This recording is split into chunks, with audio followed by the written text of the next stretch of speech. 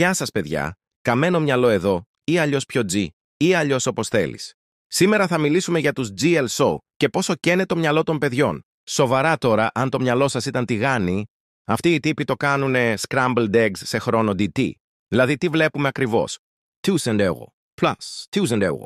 Ειλικρινά, αν ήθελα να ακούω έναν τύπο να λέει συνέχεια λεφτά, θα άνοιγα τον πορτοφόλι του θείου μου που νομίζει ότι είναι ο Elon Musk της γειτονιάς.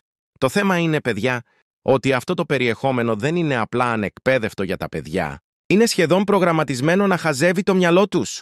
Εγώ που λέτε, άφησα μια φορά τα παιδιά να δουν ένα από αυτά τα βίντεο και τώρα νομίζουν ότι το να λένε 1000 euro plus 1000 euro είναι μαγική συνταγή για να κάνουν τα μαθηματικά του σχολείου πιο ενδιαφέροντα.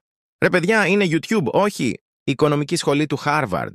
Αν αυτό είναι το νέο εκπαιδευτικό πρόγραμμα, τότε το Σάββατο, το πρωί να μας φέρει όλοι τον υπολογιστή να υπολογίσουμε πόσο πλούσιοι θα γίνουμε αν πούμε 1000 ευρώ και ξαναπούμε 1000 ευρώ!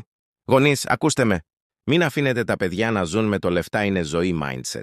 Πριν να το καταλάβετε, θα σας ζητάνε να τους πάτε στο κατάστημα να αγοράσουν αυτοκίνητο, παίζοντας με τα λεφτά που τους δίνει το YouTube, χωρίς να ξέρουν να το γεμίσουν με βενζίνη.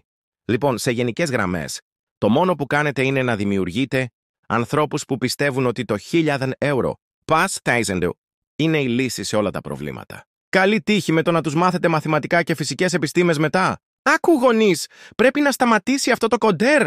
Η υπερβολική παρακολούθηση τέτοιων βίντεο δεν κάνει τίποτα καλό. Απλά χαζεύει το μυαλό των παιδιών, όπως βλέπουν το ίδιο πράγμα, ξανά και ξανά, και νομίζουν ότι αν λένε 1000 ευρώ και 1000 ευρώ σε κύκλους, θα έχουν το τέλειο μέλλον. Αν δεν το κόψετε τώρα, μπορεί να αρχίσουν να νομίζουν ότι αυτή είναι η ακαδημαϊκή τους πορεία. Και αν θέλουν να δείτε πώς ακριβώς χαζεύει το μυαλό τους, μπορείτε να τσεκάρετε το βίντεο τους και να το δείτε με τα μάτια σας.